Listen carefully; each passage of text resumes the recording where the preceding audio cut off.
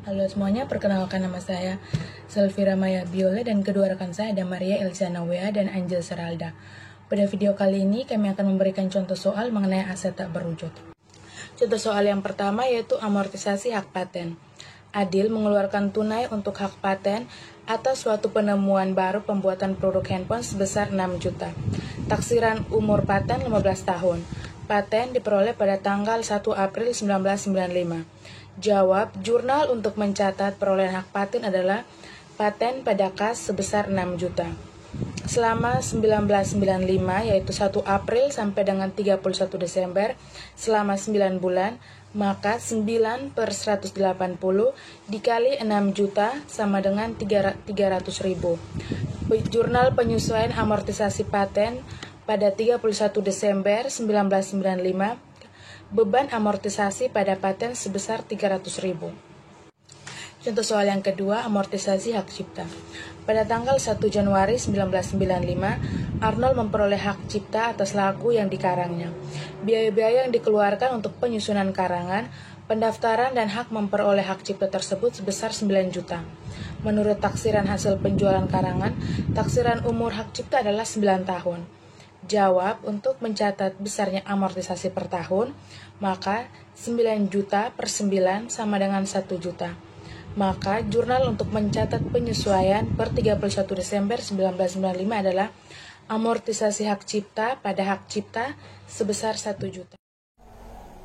Baik, terima kasih kepada Saudari Silvira. Selanjutnya saya akan menjelaskan contoh kasus yang berkaitan dengan franchise. Jadi harga perolehan franchise adalah semua pengeluaran sampai yang menerima franchise itu dapat menggunakan haknya.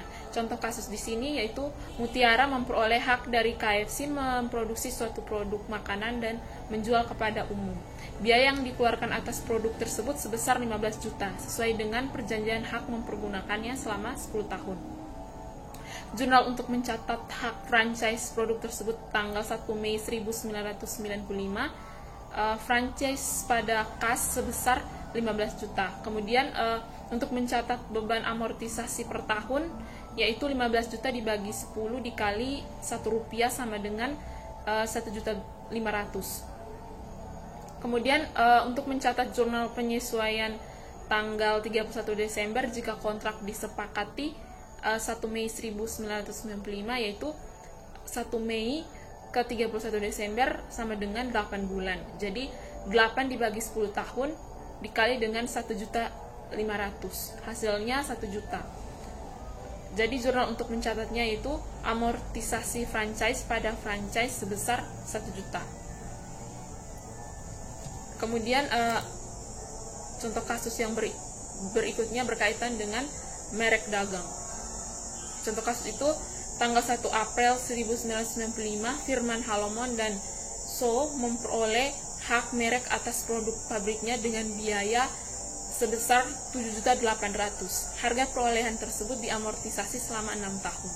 Jadi jurnal untuk mencatat perolehannya yaitu tanggal 1 April 1995 yaitu merek dagang pada kas sebesar 7.800.000. Kemudian mencatat amortisasi tahunan yaitu 7.800.000 dibagi dengan 6 tahun dikali dengan 1 rupiah sama dengan 1.300.000. Kemudian mencatat beban amortisasi tahun 1995 yaitu 1 April ke 31 Desember yaitu sama dengan 9 bulan. Jadi 9 bulan dibagi dengan 12 bulan dikali dengan 1.300.000 sama dengan 975.000. Jadi jurnal untuk mencatat penyesuaian amortisasi 31 Desember yaitu amortisasi merek dagang pada merek dagang sebesar 975.000. Kemudian untuk contoh soal selanjutnya akan dijelaskan oleh Anjas Rezalda. Perkenalkan, saya Anjas Rezalda dari kelas akuntansi golongan B. Saya akan membahas soal kelima tentang goodwill.